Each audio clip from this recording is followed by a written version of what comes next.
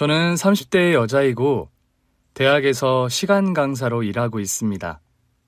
3년 전에 인문학 관련 박사 학위를 받았고 논문 등을 집필하면서 틈틈이 대학에 강의를 나가는 형편이죠.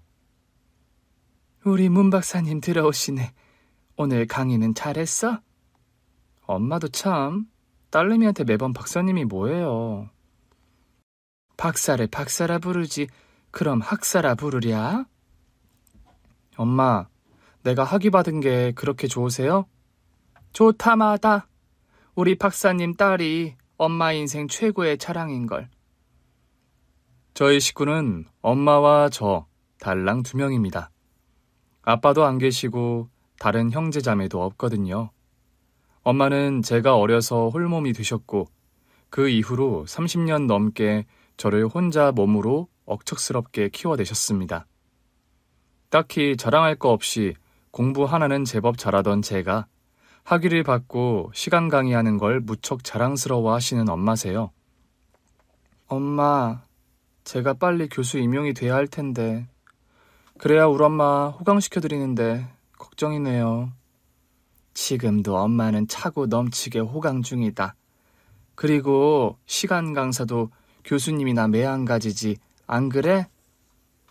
제가 뭘 하든 응원해 주시고 기특해 하시는 고마운 엄마십니다. 저를 키우느라 헌신하신 엄마의 희생을 알기에 저는 자라면서 웬만하면 엄마 뜻을 거스르지 않으려고 노력하며 살아왔어요. 그런데 최근 엄마를 아주 속상하게 만드는 사건을 벌이고 말았죠. 뭐? 혼전 임신? 지희 너 그게 정말이야? 엄마, 죄송해요.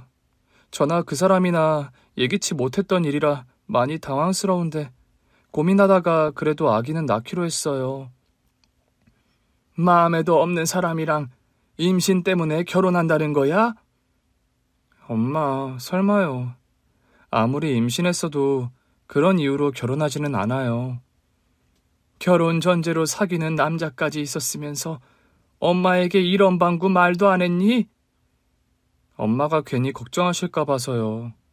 그리고 엄마 아시다시피 저 교수 임용 될 때까지는 결혼이나 출산 제 예정에 없던 일이고요. 너 써야 할 논문들이 산더미인데 임신하고 결혼해서 어쩌려고 그래? 다행히 그 사람 집안이 학자 집안이라 공부하는 며느리 들어오는 거 안 싫어하는 분위기예요. 학자 집안이라니 뭐하는 집안 아들내미길래? 시어머니 되실 분이 대학 총장님이고 예비 시아버지도 땡땡대학 영문과 명예교수님이세요. 그 사람도 지금 학위 받아서 교수 임용 코앞이고요. 네 말 들으니 한시름은 놓이다만 너도 똑같이 박사고 교수 될 사람인데 임신 때문에 발목 잡히는 거 아닌가 걱정이구나. 엄마, 그건 걱정 마세요. 그 사람이 안 그래도 제가 그 걱정하니까 육아도 살림도 제가 공부하는 일에 방해 안 되고 열심히 본인도 돕겠대요. 남자들 약속이 결혼 후에도 잘 실행이 되면 좋으려만 안 그런 경우들이 많으니 걱정이지. 그 사람 한 입 가지고 두말하는 성정은 아니에요. 그래, 우리 지희가 똑똑한 아이인데 신랑감도 어련히 잘 골라 쓰려고. 엄마는 우리 문 박사님 안목을 믿는다. 엄마도 참. 그런데 엄마, 정말 죄송해요. 결혼도 전에 애가 져서 엄마 체면 떨어지게 만들어서요. 아니, 그런 일로 왜 울고 그러니? 네가 미혼모 될 것도 아니고 날 받아두고 애가 들어섰다고 사람들에게는 그리 설명하면 그뿐일 일이다. 엄마, 저한테 실망 안 하셨어요? 엄마가 너에게 실망을 왜 하니? 달리 생각하니 되려 다행이다. 난 우리 딸이 좋은 나이에 너무 연구실에 틀어박혀 공부만 하며 청춘이 다 지나간다고 생각했는데 연애도 하고 남들처럼 엄마도 된다는데 반갑고 기쁜 일 같다. 엄마한테 엄청 야단 맞을 각오했는데 엄마 실망시키는 일 없이 엄마 저 시집 가서도 정말 잘 살게요. 그럼 우리 지희가 누구 딸인데 당연히 잘 살아야지. 엄마는 혼전 임신을 한 저에게 타박이나 꾸중 대신 그런 말씀을 해주시는 분이었습니다.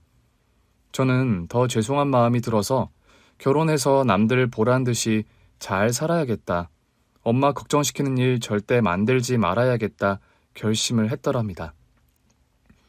결혼을 서둘러야 했던 상황이라서 상견례 날짜가 금방 잡혔습니다. 저는 엄마와 함께 상견례 장소로 나갔고 예비신랑 집안에서는 시부모님 내외와 시누이가 나와 앉아있더군요. 안녕하세요, 사부인. 안녕하십니까, 사부인. 그런데요, 저와 엄마를 첫 대면하는 예비 시어머니의 표정이 뭔가 탐탁지 않은 겁니다. 뭐라고 정확히 설명할 순 없지만 묘하게 저와 엄마를 깔보는 듯한 표정이 안색에 읽혀서 식사를 하는 내내 은근히 불쾌한 기분이 드는 게 사실이었죠. 형식적인 덕담이 오간 후에 결국 가시돋친 말을 내뱉는 예비 시어머니였습니다. 사부인, 아시다시피요. 저희 집안이 학자 집안입니다. 지희가 박사학위 소지자라는 건 저희 집안에 어울린다 생각합니다만 지희 아버님은 뭐 하시는 분이었나요? 네? 우리 딸아이 아빠 말입니까?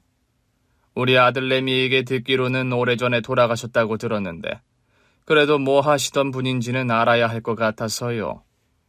아, 지희 아버지요? 그게 좀...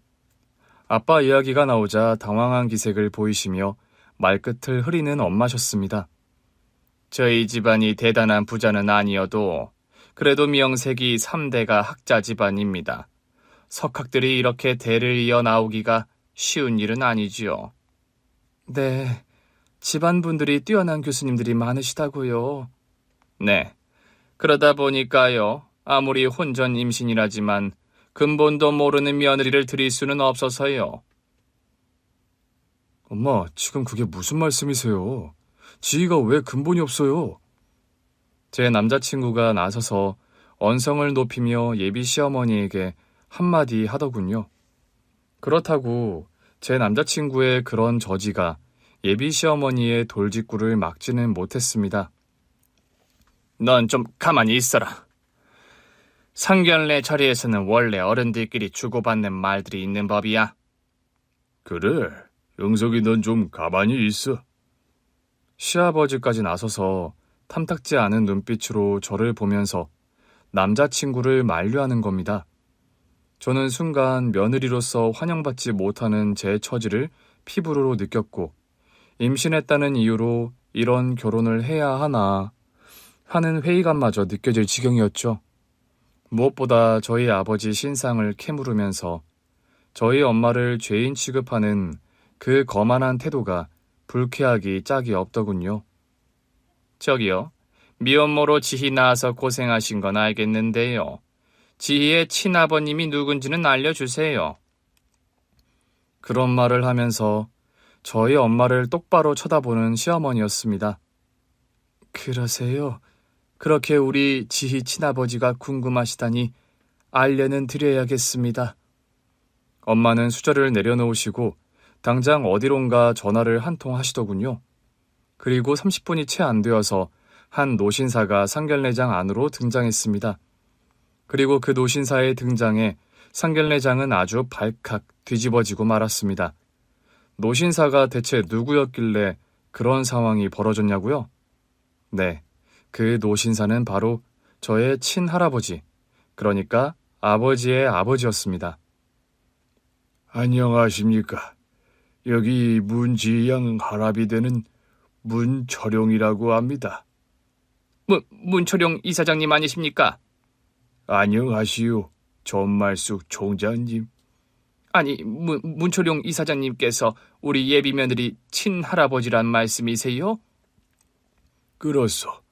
우리 손녀딸이 전 총장 며느리가 된다는 말은 미리 들어 알고는 있었는데 괜히 부담을 줄까 봐서 오늘 이 자리에는 내가 참석하지 않았습니다.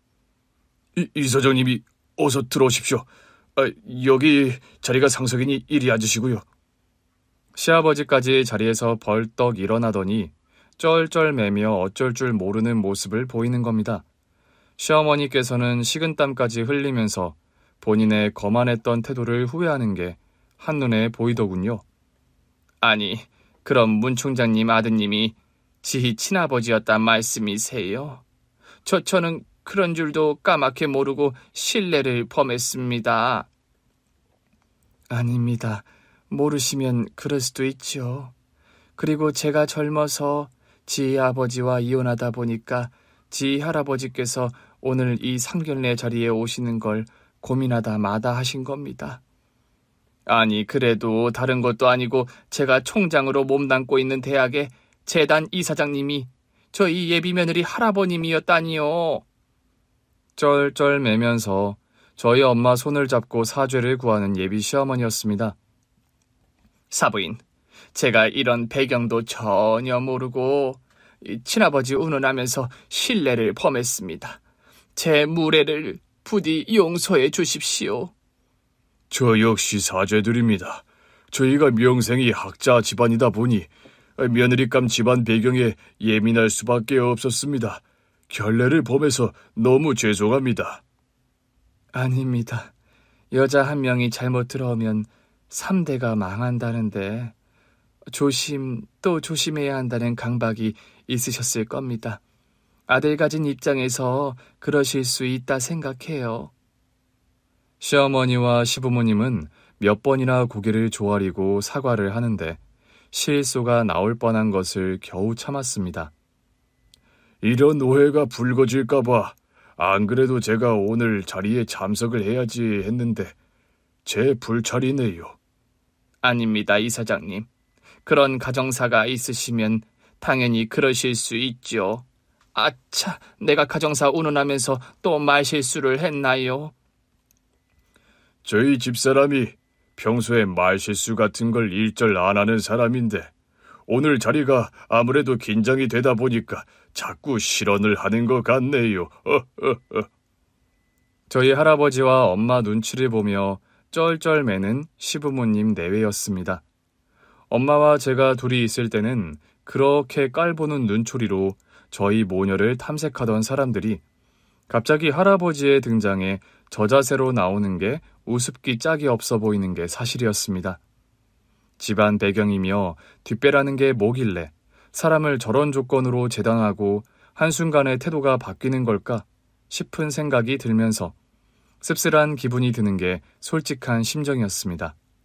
재단 이사장인 든든한 배경의 친아버지를 두고서 왜 그런 사실을 꽁꽁 숨기고 상견례장에 나왔냐고요? 그런 의문을 가진 분들이 있으실 걸로 압니다. 처음부터 집안 배경을 오픈했더라면 엄마와 제가 상견례 자리에서 그런 모멸을 당할 필요도 없었을 테니까요. 사실은 저희 집 가정사가 좀 복잡한 과거사를 지니고 있습니다. 엄마 말씀처럼 아주 옛날에 엄마 아빠는 이혼을 하셨던 전력이 있거든요. 두 분이 사이가 안 좋아서 이혼을 했느냐? 그건 또 아니었다고 합니다. 이쯤에서 저희 엄마 아빠의 과거 이야기를 좀 말씀드려야 할 것 같네요. 저희 엄마와 아빠는 서로 무척 사랑하는 사이였는데 집안의 반대가 무척 극심해서 결혼에 이르는 과정이 순탄치 않았다고 합니다. 뭐? 식당에서 야채 가게 하는 집안 딸내미랑 결혼을 해? 아버지, 야채 가게가 뭐 도둑질도 아닌데 그렇게 역종을 내세요. 야, 이 녀석아. 우리 집안이 어떤 집안인데 야채 장수 딸내미를 며느리로 들여? 거기다 편모스라라니. 선훈이가 여태 공부만 해서 세상 돌아가는 이치를 몰라 그러지. 너 그런 처지는 집안의 여자를 마누라로 들였다가 평생 코 꿰이고 후회한다. 어머니, 아버지, 저는 두 분 말씀에 절대 동의할 수 없습니다. 정혜는 제가 세상에서 제일 사랑하는 여자고 정혜 아니면 저 결혼 같은 거 안 하고 차라리 총각 귀신으로 늙어 죽겠어요.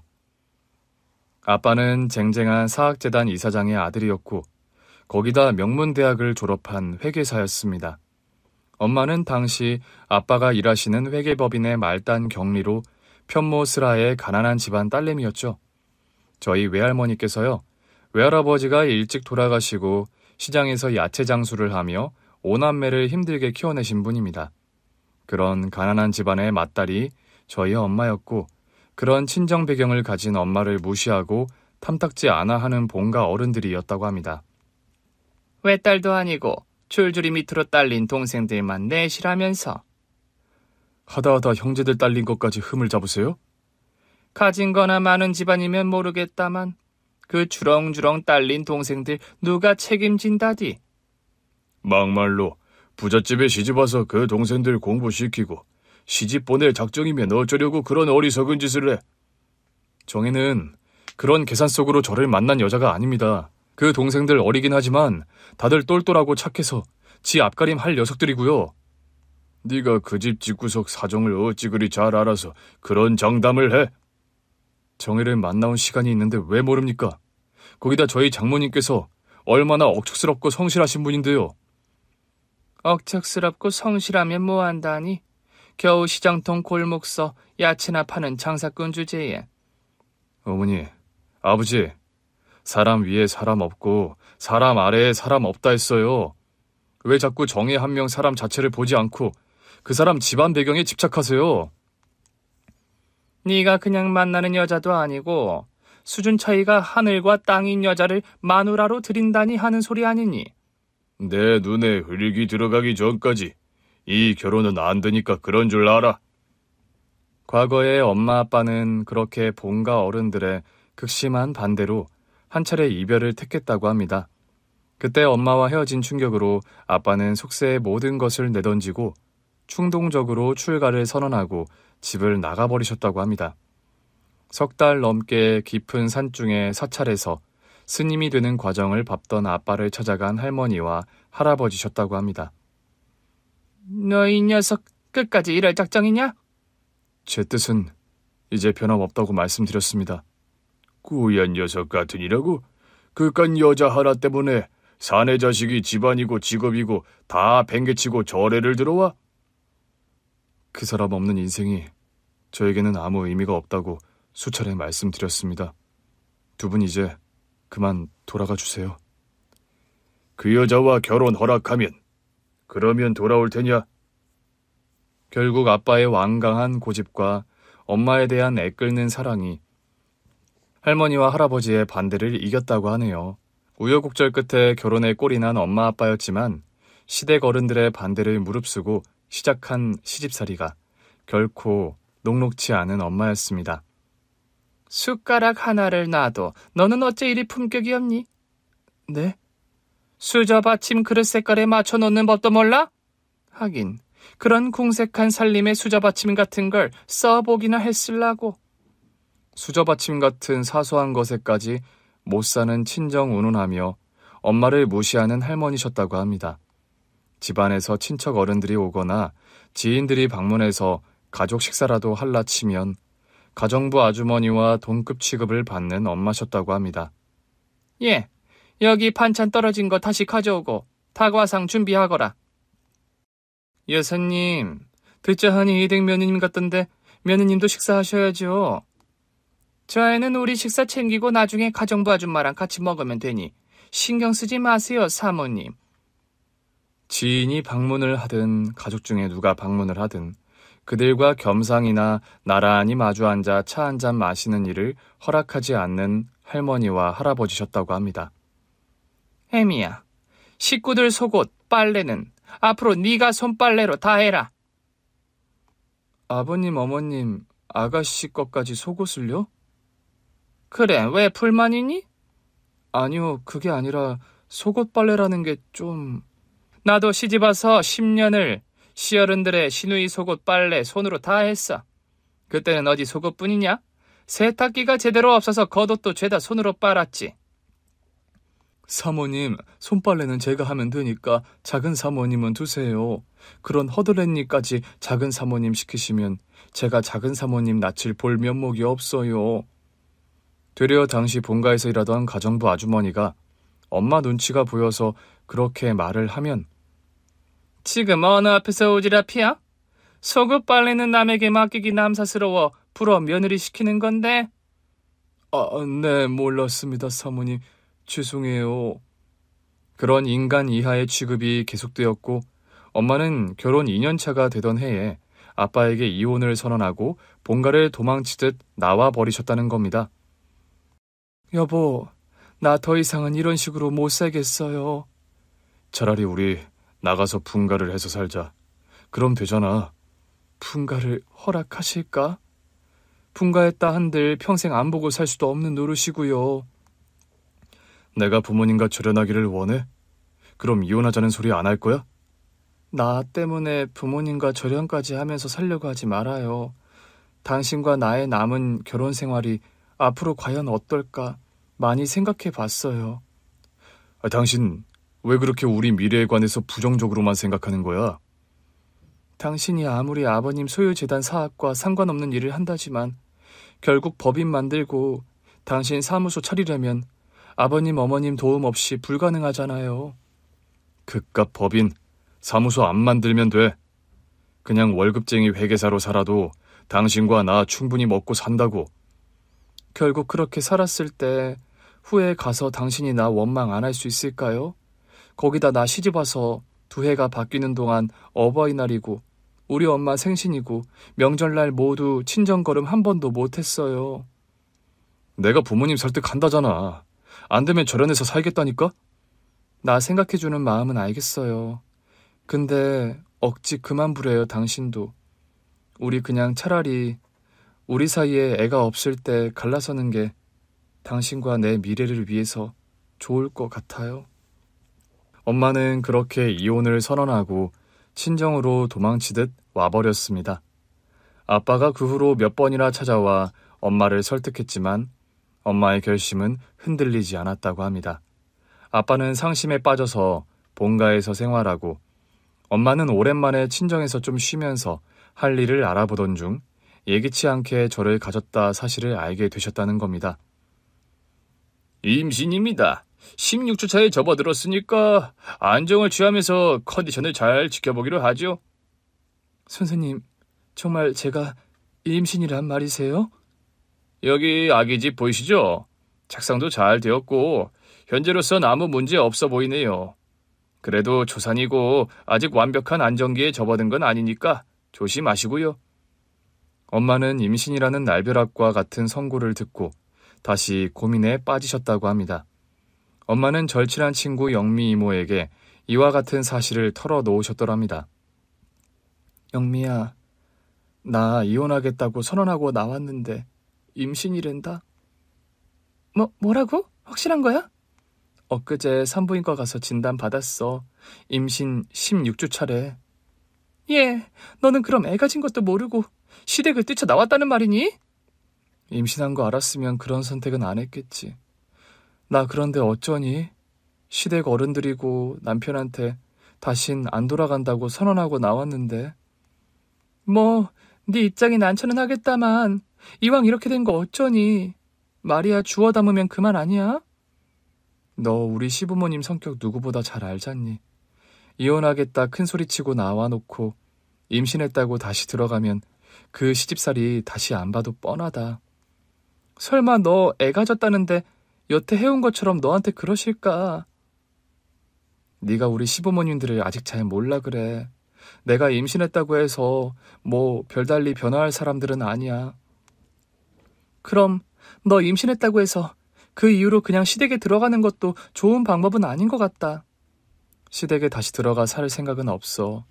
내가 지금 고민되는 건 남편과의 이혼이야. 막상 애 가졌다는 소리 들으니까 이혼이 정답은 아닌 것 같아서. 그걸 말이라고 하니? 솔직히 너랑 네 남편 사이에 별다른 문제가 있었던 건 아니잖니. 늘 너희 시부모님이 문제였지. 아무래도 그 사람에게 말해야 하겠지. 임신했다고? 당연한 거 아니야? 아이 아빠가 아이 존재를 모르는 게 말이 되니? 이참에 분가를 해서 나와 살건 아니면 갈라서건 간에 네가 임신한 건 밝혀야지. 그걸 숨기는 건 도리가 아니다 얘. 엄마는 고민하다가 아빠에게 저를 임신한 사실을 고백하려고 했다고 합니다. 그런데 바로 그 즈음에 아주 황당한 소식이 엄마 귀에 들어왔다고 합니다. 예, 청혜야. 너 요즘 시댁에서 나와서 친정에 산지 오래됐다며? 그렇긴 한데 그런 소문이 벌써 났다는 거야? 원래 소문이라는 게 그렇잖니. 당사자 입장에서 별로 반갑지 않은 소문이 빨리 퍼지는 거. 그런 소문 퍼졌다는 거 말해주려고 찾아온 거야? 아니, 내가 너한테 전해줄 소식은 따로 있어, 정혜야. 무슨 소식인데 그러니? 너 시댁에서 나와서 남편과 별거 중인 거잖아. 맞지? 그래, 맞아. 그런데 왜 자꾸 그런 걸 캐물어? 아니, 다름이 아니라 우리 친척 고모가 강남 바닥서 실은 꽤 유명한 뚜쟁이야. 그런데? 올 고모 집 며칠 전에 놀러 갔다가 내가 하도 충격적인 소식을 들어서 그런다. 무슨 소식이길래 그래? 너희 시댁이 땡땡재단 이사장 가문 맞지? 너희 시아버지랑 시할아버지가 대를 이어서 거기 사학재단 이사장 지내시고. 그래, 맞아. 듣자하니 너희 시어머니가 벌써 다른 며느리감을 몰색 중이래. 뭐라고? 벌써 너희 남편 말이야. 울 고모가 소개해주는 처자들을 서너시나 만났단다. 우리 남편이 여자들을 만나고 다닌다고? 맞선으로? 그래. 정략 결혼으로 다시 새장가 보낸다고 너희 시어머니가 아주 신이 나서 매일 우리 고모 집을 찾아온단다. 정말. 엄마는 너무 어이가 없어서 한숨을 내쉬며 실수가 나왔다고 합니다. 아무리 우리 고모가 뚜쟁이로 먹고 사는 분이라지만 내가 그랬다. 쌀자루니 금부치를 아무리 그 집에서 갖다 바쳐도 아직 이혼 접수도 안 한 유부남 맞선 자리를 그리 열심히 소개하지는 말라고 내가 한 소리 했어. 그랬니? 고맙다. 엄마는 떨떠름한 감사 인사를 하고 그 친구를 돌려보냈답니다. 마침 엄마의 절친한 친구인 영미 이모가 집에 놀러를 왔다가 또 그 상황을 시시콜콜 알게 되셨다죠. 뭐? 이혼 소장 접수도 안 했는데 뚜쟁이 통해서 맞선을 보러 다닌다고? 아마 시어머니 등살에 남편이 그러고 있는 것 같아. 3살 난 어린애도 아니고 무슨 어머니 등살에 그런다는 게 말이 되니? 네 남편 그런 사람으로 안 봤는데 이건 너무 경우가 아니잖아. 그 사람이 나를 몇 번이나 붙잡았는데 내가 계속 고집부려서 이혼하겠다 나와서 더 오기가 뻗쳐 그러는 것 같아. 너 임신했다는 말 아직 네 남편에게 안 했지? 아직 못했어. 해야지 생각하는데 오늘 친구한테 그 뚜쟁이 얘기 듣고 충격 먹었고. 이 미련한 거사. 너 더 이상 임신했다는 사실 숨겨서는 안 되겠다. 넌 그냥 있어. 네가 못하겠다면 내가 너희 남편 불러내서 할 테니까. 영미야, 내가 할게. 됐어. 너한테 맡겨뒀다간 아기 날 딸 다 되어서 너희 남편 새장가 가는 꼬락선이 보게 생긴 것 같으니까. 영미 이모는 엄마의 만류를 뒤로하고 그날 당장 저희 아빠를 만나서 단판을 지었다고 합니다. 퇴근길에 갑작스레 불러내서 죄송합니다. 아닙니다. 그런데 영미 씨께서 어쩐 일로 저를 보자고 하신 거죠? 일단 그거부터 물을게요. 저기 우리 정이랑 앞으로 어쩔 작정이세요? 그게 갑자기 무슨 말씀이시죠? 저랑 정이랑 속내 다 털어놓고 지내는 친자매 같은 사이인 거 아시죠? 제가 친정 언니 같은 입장으로 말씀드리는 거니 서운하게 듣지는 마세요. 무슨 일이길래 그러세요 대체? 소문을 듣자 하니 요즘 뚜쟁이 통해 정략 결혼한다고 맞선 보러 다니신다면서요? 맞선이요? 무슨 그런 해괴망측한 소문이 다 있답니까? 다 사실 확인하고 온 거니까 괜히 둘러대지는 마세요. 정혜랑 별거 중에 일어난 일이니 제가 타박해서는 안 되는 일인가요? 그 사람이랑 저 별거 중이지 아직 이혼한 것도 아닌데 무슨 제가 맞선을 봅니까? 저희 여동생 건과 헷갈리신 건 아니세요? 제 여동생이 홍기가 꽉 차서 요즘 저희 어머니 성화로 하루 걸러 선자리에 불려나가니까요. 그럼 사실은 그런 걸로 해두겠습니다. 저희가 오해한 거면 되려 더 다행이네요. 정혜, 제 집사람에게 무슨 일이라도 있나요? 동재 씨는 정혜랑 계속 부부의 연을 이어갈 생각이세요? 그걸 말이라고 합니까? 제가 다시 집으로 들어오라. 그게 싫으면 이혼 말이라도 취소해달라고 몇 번이나 부탁해도 싫다고 친정에 있는 게 집사람이에요. 시집살이를 그렇게 못 견뎌하는데 그만 분가해서 나오시는 게 어때요? 제가 그걸 집사람에게 말 안 해봤을 것 같으세요? 분가하겠다, 부모님과는 절연해서 살겠다 해도 그것도 반대하는 집사람입니다. 그건 정혜가 현실적인 걸 걱정해서 그러겠죠. 아무래도 지금 동재 씨가 하는 일이 시부모님 서포트가 있어야 더 좋은 일이니까요. 전 애진작 그런 거 다 필요 없다고, 정혜에 너만 있으면 된다고 수백 번은 얘기했어요. 답답하다는 듯 커피숍의 테이블을 쾅 하고 내리치는 아빠였다고 합니다. 그래요. 동재 씨 진심은 충분히 알겠으니까 말씀드리죠. 정혜요, 지금 임신 4개월이 넘어가요. 뭐라고요? 정혜가 임신을 했다는 말입니까? 네, 그래요. 시댁에서 짐 싸서 친정으로 뛰쳐나오고 얼마 안 돼서 임신 사실을 알게 되었고요. 그런 걸 알았으면 왜 진작 제게 말을 안 했답니까? 정혜 걔가 스스로 이혼하겠다고 선포하고 나왔으니 그랬겠죠. 거기다 요즘은 뚜쟁이 통해서 동재 씨가 재혼 자리 맞선 보러 다닌다고 오해까지 했으니까요. 정말 들을수록 너무 어이가 없고 기가 막히네요.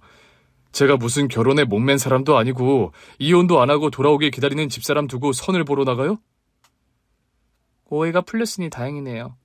동재 씨, 그럼 두 사람 다시 시작해봐요. 정혜가 임신한 것도 그렇지만 제 보기엔 두 사람 다 아직 서로를 무척 많이 사랑하는 것 같으니까요. 아빠는 당장 자리를 박차고 일어나 나가서 본가로 향했다고 합니다. 오늘 회사에서 늦게 술자리 있다더니 일찍 왔구나. 어머니, 아버지, 드릴 말씀이 있습니다. 해 다진 시간에 무슨 할 말? 아빠는 할머니와 할아버지를 앞에 두고 그런 선포를 하셨다고 합니다. 저희 집사람 정혜요.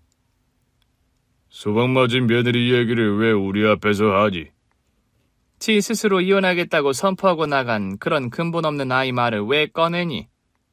어머니, 아버지, 앞으로도 평생 그 사람을 그리 미워하실 겁니까? 너 지금 무슨 소리를 하려는 거야? 정혜를 그리 평생 미워하실 거면 저 역시 이 집에서 더는 못 살겠습니다. 지 스스로 너랑은 안 살겠다고 뛰쳐나간 여편네 하나 때문에 부모를 버리겠다는 게냐? 네, 아버지. 정혜요, 임신했어요.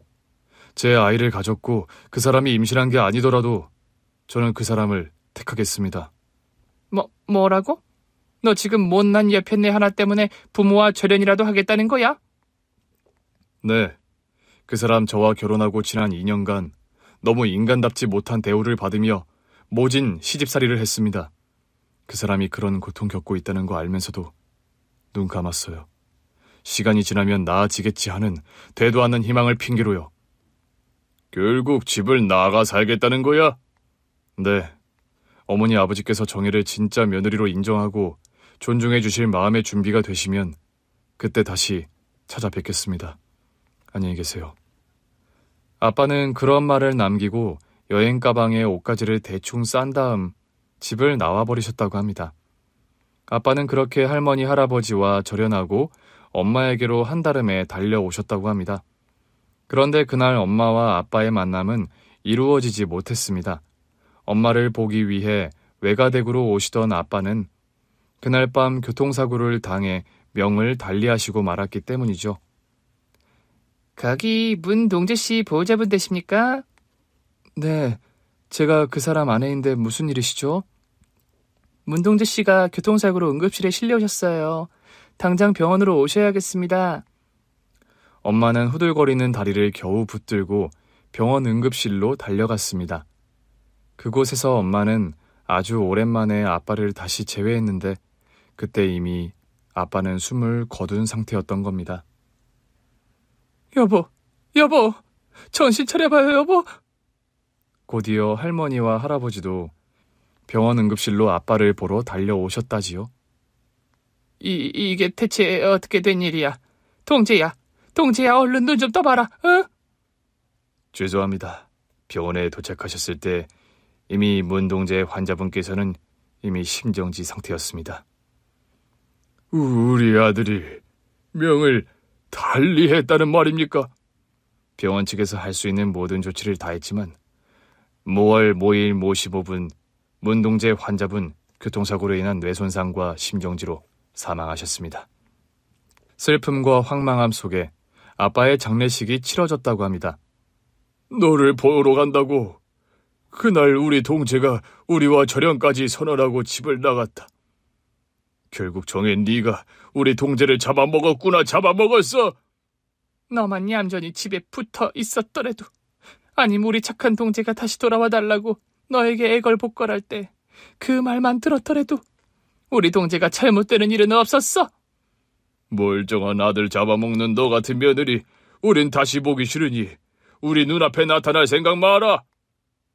아빠 장례식이 끝나고 그런 모진 말을 하면서 엄마를 내쫓은 할머니와 할아버지였습니다.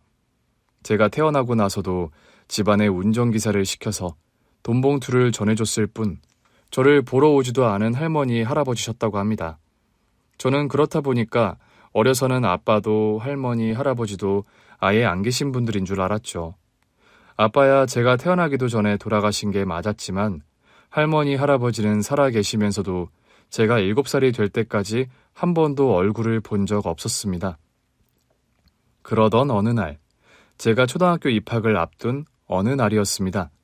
집 안으로 삐까뻔쩍한 외제차 한 대가 서 있길래 어린 마음에 누구지 싶어 차 안을 기웃거렸죠. 차 안에서 할아버지가 나오시더니 네가 지인이? 네, 제가 문 지인데 할아버지는 누구세요? 나는 지인이 할아버지 되는 사람이다. 할아버지요? 저한테 할아버지는 안 계신 줄 알았는데. 그때 대문을 열고 엄마가 밖으로 나오셨고 할아버지를 보고 깜짝 놀라시는 겁니다. 아니, 여길 어떻게? 왜 내가 못 올 때라도 왔니? 아니, 그게 아니라요. 너무 갑작스레 방문을 하셔서. 이왕 온 김에 애미 너 나하고 얘기 좀 하자. 지희 아빠 장례식장에서 저에게 분명 말씀하시지 않았나요? 저를 다시 볼 일은 없을 거라고 하셨는데요. 너하고야 그렇다 치지만 지희는 우리 핏줄이고 엄연히 동지 딸인데 그게 말이 되는 일이니? 이제 와서 나타나서 대체 무슨 말씀하시는 거예요? 너 아직 나이도 젊은데 재혼도 안 하고 그리 살 작정이냐? 갑자기 몇 년 만에 나타나셔서 재혼이라니, 그게 무슨 말씀이시죠? 보아하니 지희도 벌써 8살이고 엄마 손이 일일이 필요한 나이는 지난 걸로 보이는구나. 그런 말씀 하시는 이유가 뭔가요? 지희를 이제 우리가 데려가야겠다는 말을 하는 거야. 아니, 지희가 여태 유치원 졸업하고 초등학교 가는 동안 얼굴 한번 안 보고 지내시더니 이제 와서 이러시는 이유가 뭔데요? 지희가 여면이 우리 문씨 집안 핏줄이고 동제 피부치인데 우리가 언제까지 지희를 나 몰라라 할 줄 알았니? 그런 게 이유시라면 정기적으로 지희를 보여드리겠습니다. 그렇지만 그 이상을 요구하신다면 저는 들어드릴 수 없어요. 뭐라고?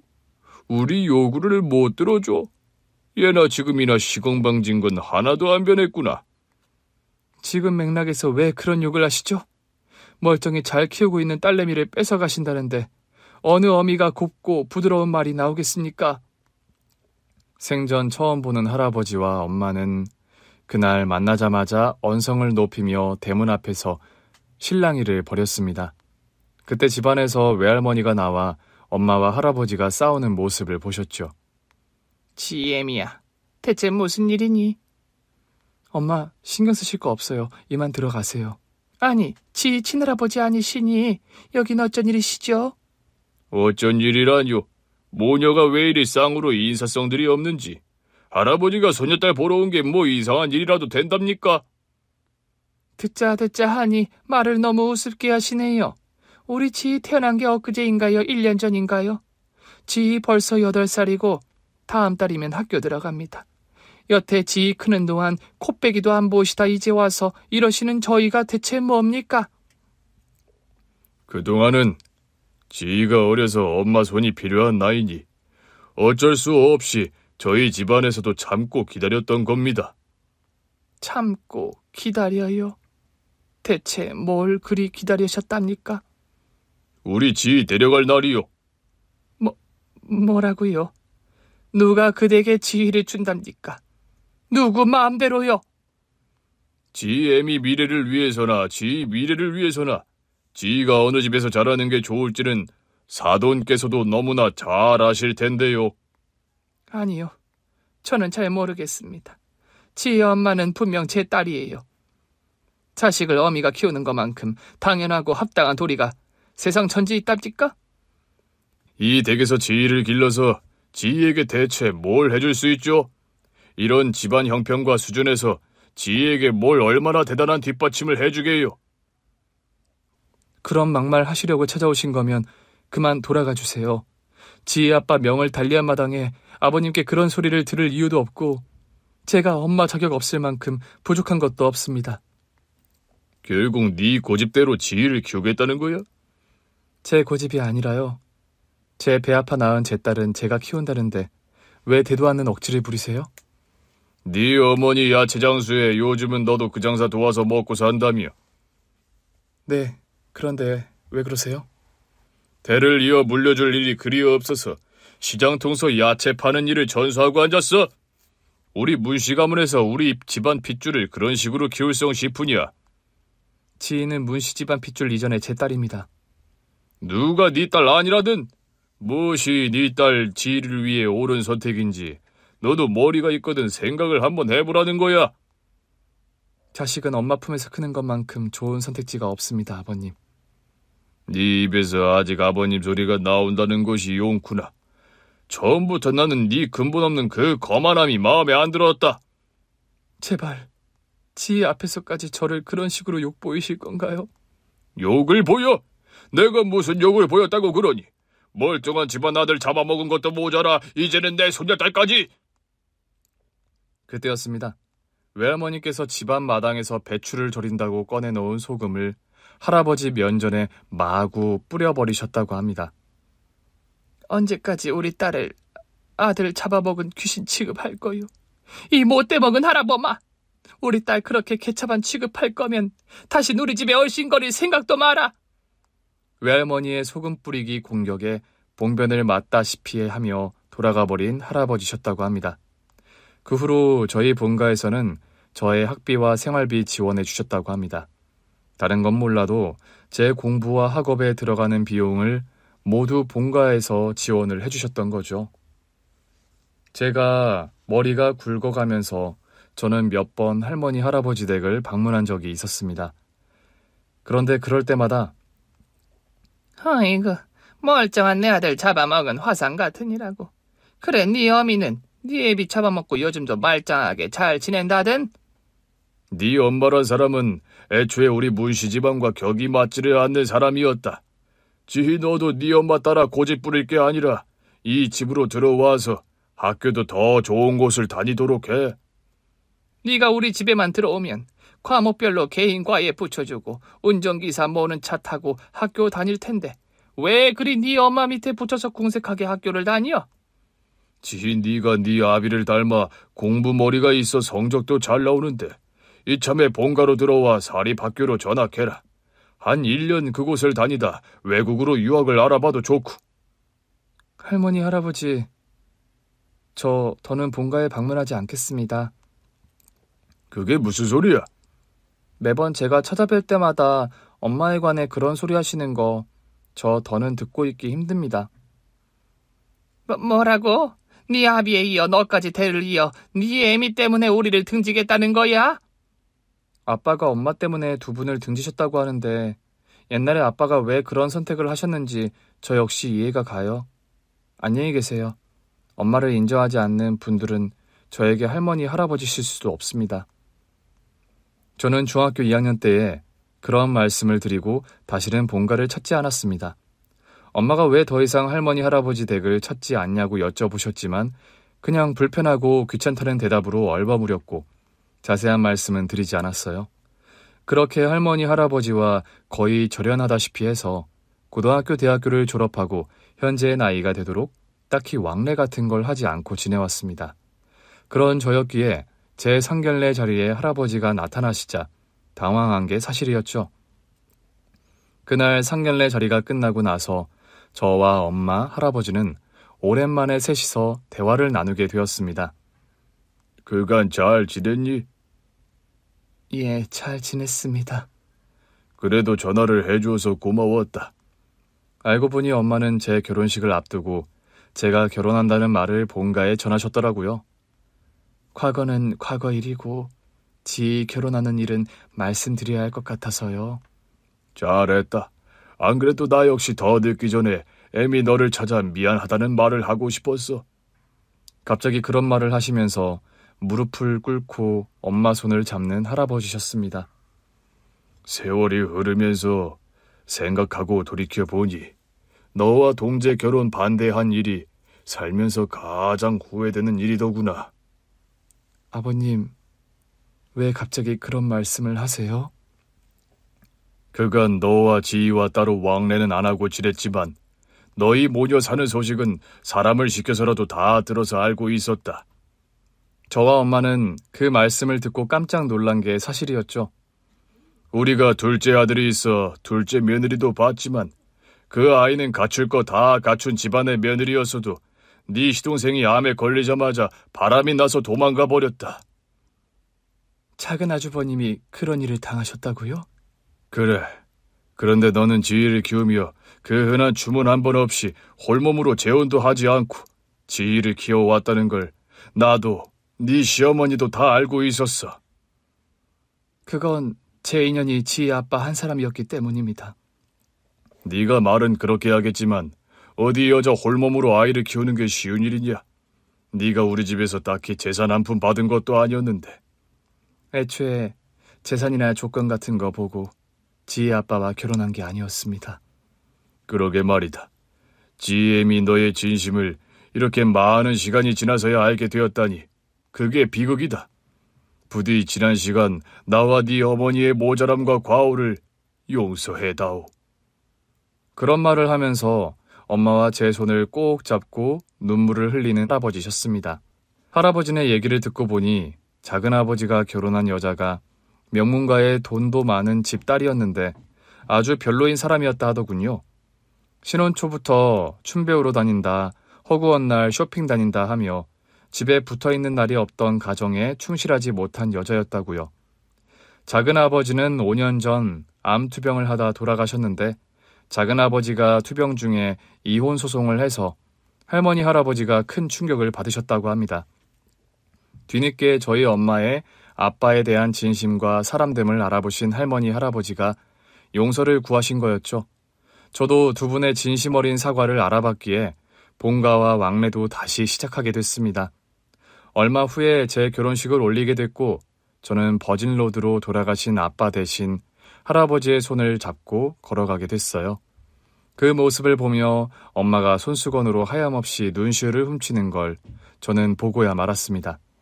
제가 결혼식을 마치고 신혼여행을 다녀오고 무사히 건강한 사내아이를 출산하고 얼마 안 되어서 할아버지께서 수천하셨다는 연락을 받았습니다. 저는 100일도 안 된 갓난아기를 등에 업고 할아버지 장례식장을 찾았어요. 돌아가시면서 상당한 지분의 유산을 저뿐 아니라 엄마에게도 상속해 주신 할아버지셨습니다. 임종 전에 엄마를 불러 그런 유언을 하셨다는 할아버지십니다. 애미야, 미안했다. 다음 생이라는 게 있다면 그때 다시 내 며느리로 태어나 주렴. 이번 생에 못다한 시애미 도리를 그때라도 다 해보려고 한다. 평생 우리 지희 잘 키워내느라 수고 많았다. 할아버지 장례식장에서 엄마는 아주 오랫동안 오열을 하셨습니다. 할아버지, 그곳에서 아빠와 만나 무슨 말씀을 나누셨나요? 한 번도 뵌 적 없는 아빠지만 늘 그립고 보고 싶다는 제 심정을 대신 전해주시겠어요? 엄마도 아빠를 평생 그리워하며 살아오셨는데 엄마가 아빠 얘기가 나오면 늘 하시는 그 말씀도 좀 전해주시면 좋겠습니다. 여보, 나 만나러 오는 날 사고 당하게 해서 미안해. 내가 좀 더 마음을 열었더라면 당신이 그리 황망하게 가지 않았을 건데 마음에 없이 갈라서자는 말 한 것도 용서해줘요.